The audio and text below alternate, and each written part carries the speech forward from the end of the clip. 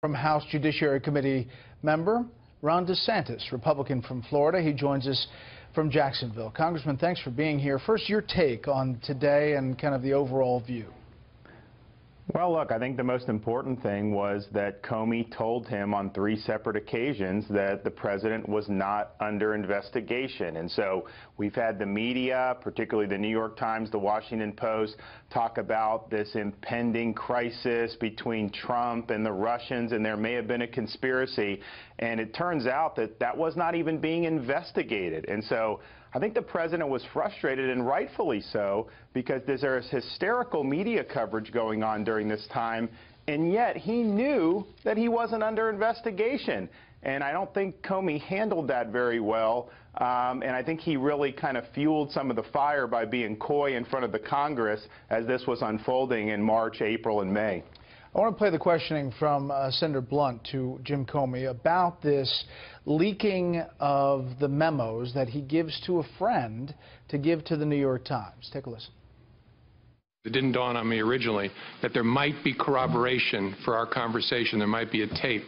And my judgment was I needed to get that out into the public square. And so I asked a friend of mine to share the content of the memo with a reporter, because I thought that might prompt the appointment of a special counsel. So you didn't consider your memo or your sense of that conversation to be a government document? I understood this to be my recollection recorded of my conversation with the president. As a private citizen, I felt free to share that. I thought it very important to get it out. Okay. The director was as concerned as he evidently was that either this evidence might not be preserved or that the true story ought to get out. I think the director should have come to the public directly himself or come to Congress and made those statements and clarified the record and not gone through a third party. I asked Congressman Adam Schiff about that earlier. Your thoughts on all this? Well, look, I mean, do you really want a director of the FBI? Now, granted, he had been fired at that point, leaking information. That probably was not the first time he's leaked information. I think I'd like to see people ask him what else he's leaked during this time.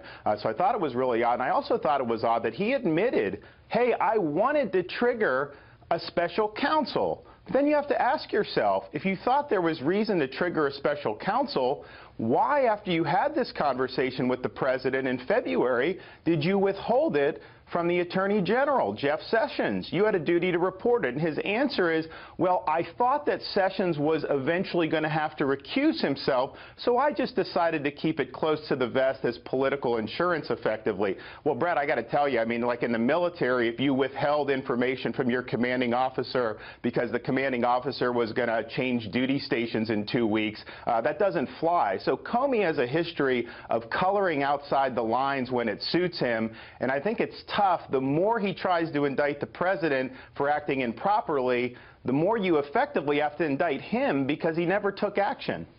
Democrats are pointing to a possible obstruction of justice case because of that moment where he asks everyone to leave the Oval Office and leaves Director Comey inside and tells him he hopes he can find a way to move on from the Michael Flynn investigation.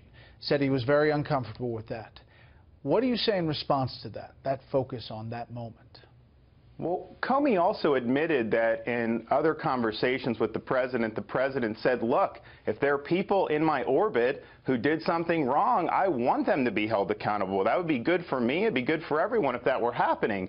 So to me, the president never tried to shut down the investigation or do anything like that. So the question is, whatever he said about Flynn, did he have a corrupt intent? In order to have obstruction, you have to have a corrupt intent. It seems to me, at worst for the president, he just was frustrated because he thinks Flynn got a raw deal and thought he was a good guy. And, of course, the president's team has disputed that conversation. So it's not clear to me whether Comey's version is the 100% truth. I have 10 seconds, Congressman. Where does this go? Look, I think the committees need to bring this to a conclusion. This has been dragging on, and I think Mueller needs to do his job quickly. We can't have this drag on. There's no evidence of collusion, so let's just get a resolution so we can go on with the American people's business. Congressman Ron DeSantis from Florida. Congressman, thanks.